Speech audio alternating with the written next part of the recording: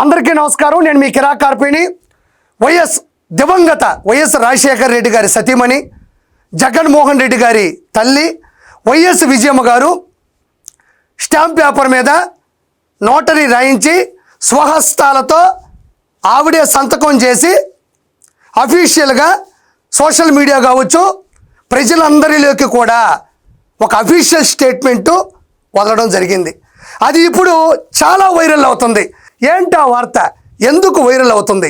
ఒక్కసారి ఇప్పుడు నేను మీకు చూపించే విధానం చేస్తాను, ఒక్కసారి చూడండి. 2026 మార్చి 20 అంటే ఈరోజు, ఇంతకు మునిపే ఇది గమనించండి. ఇది ఎప్పుడు వదిలారు అంటే ఇంతకు మునిపే మార్చి 20వ తారీఖు 2026 ఈ రోజుదే. క్లారిఫికేషన్, 2009లో వైఎస్ రాజశేఖర రెడ్డి గారి మరణం వరకు ఉన్న ఆస్తులన్నీ కుటుంబ ఆస్తులే. కంబైన్డ్ ఫ్యామిలీ అసెట్స్, ఆస్తుల పంపకం ఎప్పుడూ జరగలేదు. అన్ని ఆస్తులను నలుగురు మనుమలకు సమానంగా పంచాలని వైఎస్ఆర్ ఉద్దేశం. ఇది ఆయన ఆదేశం కూడా.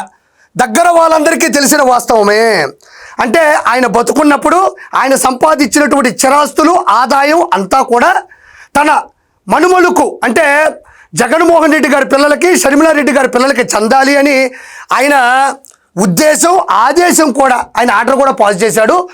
అప్పటి ఆ కుటుంబ సభ్యులందరికీ తెలిసిందే అని ఆవిడ చెప్పడం జరిగింది. ఇక్కడ చూడండి, ఎంఓయూలో మెమరాండమ్ ఆఫ్ అండర్స్టాండింగ్లో షర్మిలకు రాసిన ప్రతి ఆస్తి న్యాయంగా ఆమెకు చెందాల్సినవే ఆవిడే చెప్తుంది. వినండి బ్రాకెట్లో. అందుకే జగన్ ఎంఓయూ రాశాడు. నిజానికి తనకు తక్కువే రాశాడు, అంటే షర్మిలారెడ్డి గారికి చాలా తక్కువ రాశాడు అని ఆవిడే చెప్తున్నారు. సరస్వతి సిమెంట్తో సహా ఎంఓయూలో లేని యలహంక ల్యాండ్ కూడా షర్మిలదే. ఇచ్చాను అని చెప్తున్న డబ్బు షర్మిల వాటాకు ఇచ్చిన డివిడెండ్ మాత్రమే. డివిడెండ్ అంటే లాభాల్లో వాటా మాత్రమే తప్ప ఇచ్చినటువంటి చిరాస్తుల్లో ఇంతవరకు షర్మిలారెడ్డికి ఏదీ దక్కలేదు అని ఆవిడ ఆవేదన.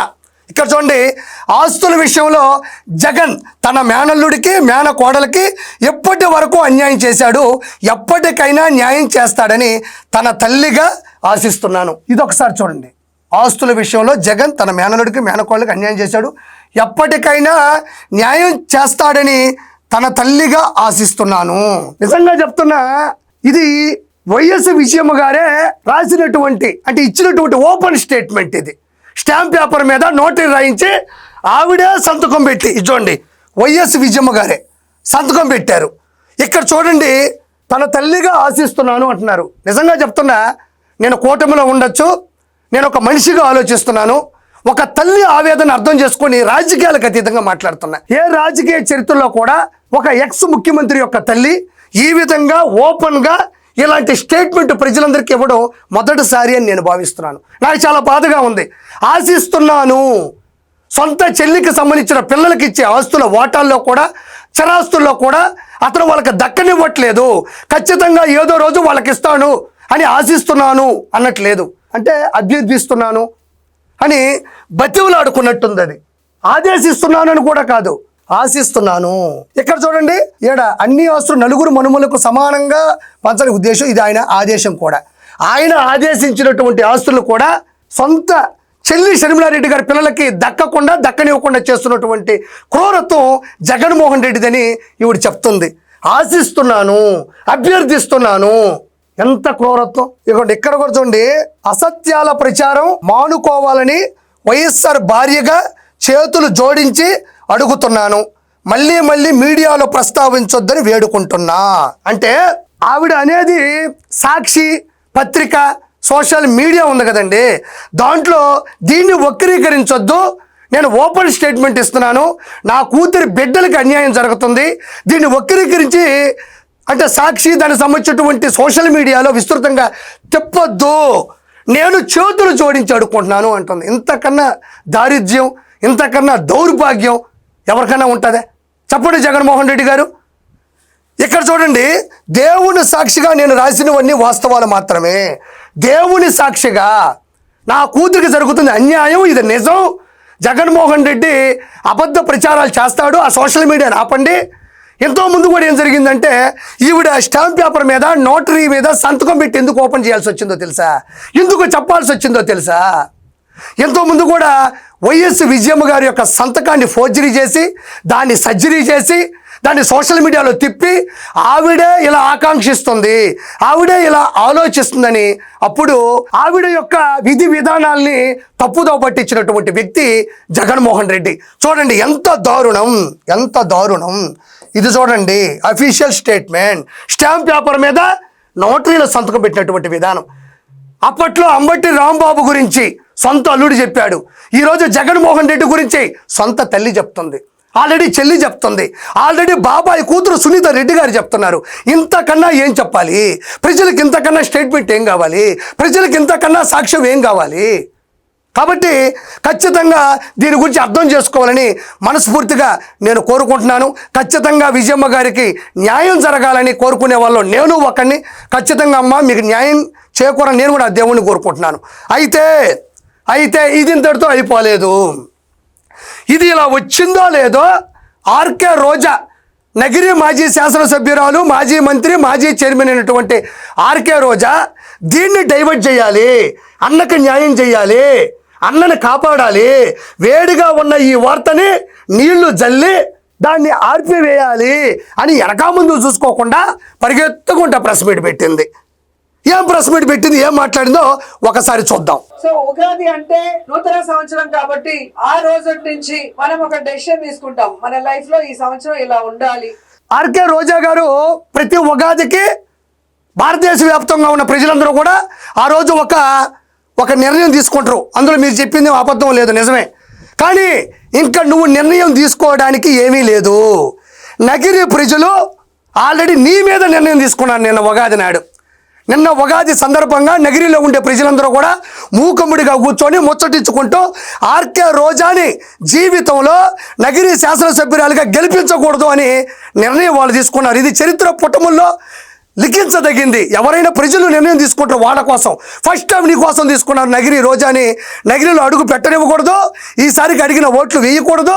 పోయినసారి 45,004 ఓట్ల తేడాతో ఓడించాం, ఈసారికి డిపాజిట్లు గల్లంతయ్యేలా చేద్దామని ప్రజలు నిర్ణయించుకున్నారు. నీ నిర్ణయం ఎవరికి కావాలి? నీ నిర్ణయం ఎవరికి కావాలి? నీ నిర్ణయం పడుచుకునే స్థితిలో ఎవరో లేరు, వాళ్ళు నిన్ను నిర్ణయించుకున్నారు. చంద్రబాబు నాయుడు ఉగాది రోజు కూడా కళ్ళార్పకుండా ఏ విధంగా అబద్ధాలు చెప్తున్నాడు. ఉగాది రోజు కళ్ళార్పకుండా నారా చంద్రబాబు నాయుడు గారు అబద్ధాలు చెప్పాడు అంటున్నావు. మరి ఆయన కళ్ళార్పకుండా అబద్ధాలు చెప్పాడా, నిజాలు చెప్పాడా? తర్వాత చూద్దాం. మరి ఇదే ఉగాది రోజున గతంలో నారా చంద్రబాబు నాయుడు గారు ఇచ్చిన మాట ప్రకారం 21 వర్గాల దాదాపు 12 లక్షల మందికి దివ్యాంగ శక్తి పథకం ద్వారా దివ్యాంగులకి ఉచితంగా 7,264 బస్సుల్లో ఉచిత ప్రయాణాన్ని ఈరోజు సౌలభ్యంగా అందించాడు. దాని గురించి నువ్వు ఎందుకు మాట్లాడు? దివ్యాంగ శక్తి పథకం ద్వారా ఈరోజు 7,264 బస్సుల్లో వాళ్ళకి ఫ్రీగా ఉచితంగా బస్సు సౌకర్యాన్ని అందించాడు. స్త్రీ శక్తికి ఏమాత్రం తగ్గకుండా దివ్యాంగ శక్తిని జనాలకు తీసుకెళ్ళినటువంటి వ్యక్తి, శక్తి ప్రజల మీద ఉన్న అపారమైన భక్తి నారా చంద్రబాబు నాయుడు గారు. దాని గురించి నువ్వు ఎందుకు మాట్లాడవు? అది జనాల్లోకి వెళ్ళింది కదా, అందరూ హర్షిస్తున్నారు కదా, అందరూ చప్పట్లు కొడుతున్నారు కదా. వాళ్ళు చప్పట్లు కొడుతుంటే మీరు దుప్పట్లు వేసుకుని పడుకోండారా అని ఈరోజు నేను ప్రశ్నిస్తుండా. ఏమో నిద్రపోతున్నావా? మరి ఆయన చేసినటువంటి నిజాన్ని నువ్వు అబద్ధాలతో సమకూర్చి ఎందుకు చెప్తావో నాకు అర్థం కావట్లే. ఇంకా అబద్ధాలు చెప్తున్నాడు. ఆయన ముఖ్యమంత్రి అయ్యే వరకు 5 సంవత్సరాలు రాష్ట్రంలో ప్రజలు ఎవరు సంతోషంగా లేరంట. నారా చంద్రబాబు నాయుడు గారు చెప్పారు గత 2019 నుంచి 2024 మధ్యన జగన్మోహన్ రెడ్డి అధికారంలో ఉన్నప్పుడు ప్రజలు ఎవరు సంతోషంగా లేరు అని. అదే ఆవిడ అడుగుతుంది, జగన్మోహన్ రెడ్డి గారు అధికారంలో ఉన్నప్పుడు ఎవరూ సంతోషంగా లేరంట అని. ఎస్, ఆంధ్రప్రదేశ్లో ఏ మూలకెళ్ళినా మీరు ఒక్క రోడ్డు కూడా వేయలేదు, దాని మీద నడిపిన వాహనదారులు సంతోషంగా ఉంటారా? ఉండలేరు. మిట్ట మధ్యాహ్నం పట్టపగలు కాలేజీల్లో, స్కూళ్ళల్లో, యూనివర్సిటీల్లో గంజాయి అమ్మితే దాన్ని పీల్చుకున్న పిల్లలు, దాన్ని భరించిన తల్లిదండ్రులు సంతోషంగా ఉంటారా? ఉండలేరు. 7 కొండల సాక్షిగా కొండల మీద హైందవ ధర్మాన్ని పక్కన పెట్టి అన్యమత ప్రచారాన్ని విస్తృతం చేస్తుంటే హిందువులు సంతోషంగా ఉంటారా?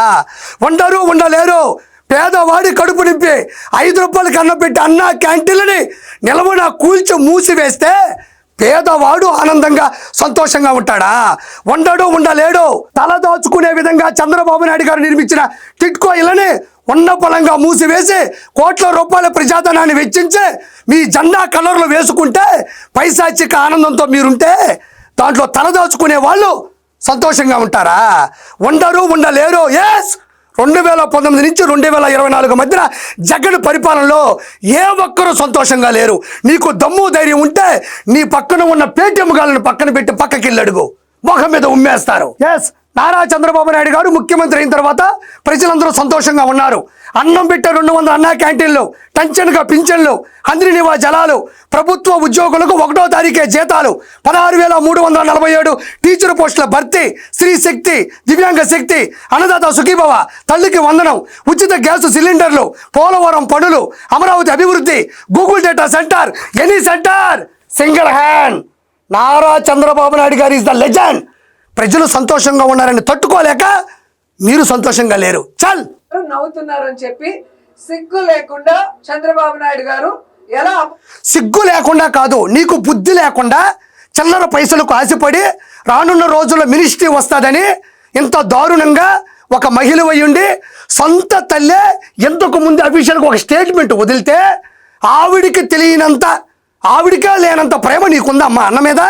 సొంత చెల్లి కన్న తల్లే మమ్మల్ని మోసం చేసి నడి రోడ్డు మీద పడేశాడు అని వాళ్ళు చెప్తుంటే నీకు బుద్ధి లేకుండా స్క్రిప్ట్ కోసం, ఆ మ్యాటర్ని డైవర్ట్ చేయడం కోసం, ఏరే విధంగా కన్వర్ట్ చేయడం కోసం నువ్వు వేస్తున్న వేషాలు నాకు తెలిసి సినిమా ఇండస్ట్రీలో కూడా అన్ని వేషాలు వేయలే. ఇవే వేషాలు ఇవి? ఇంత దారుణంగా ఇంత అబద్ధాలు చెప్తారని ప్రజలు అడుగుతున్నారు, నేను కాదు.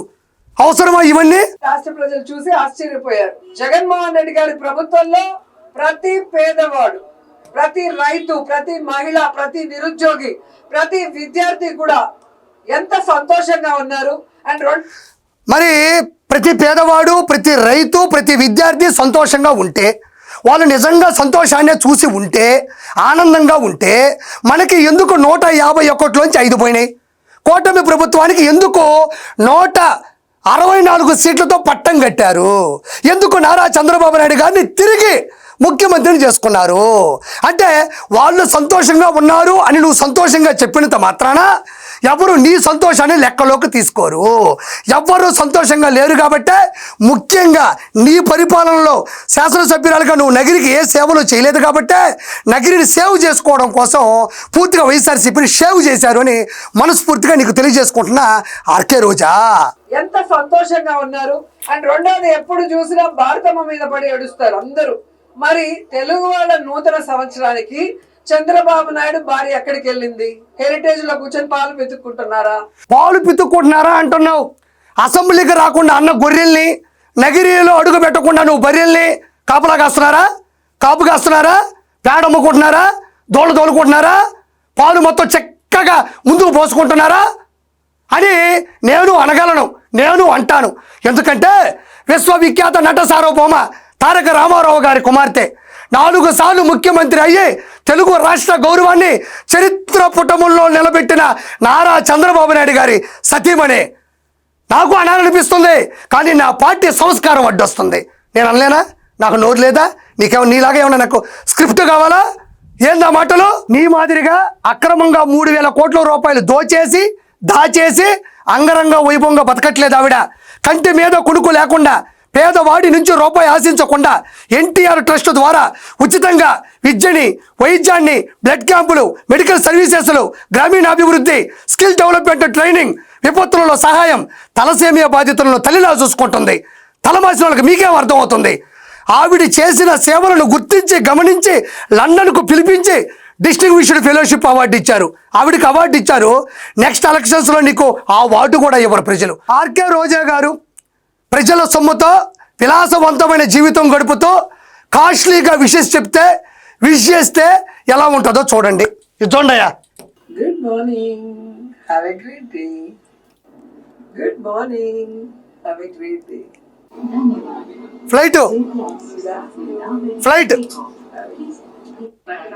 ఫ్లైట్ మళ్ళీ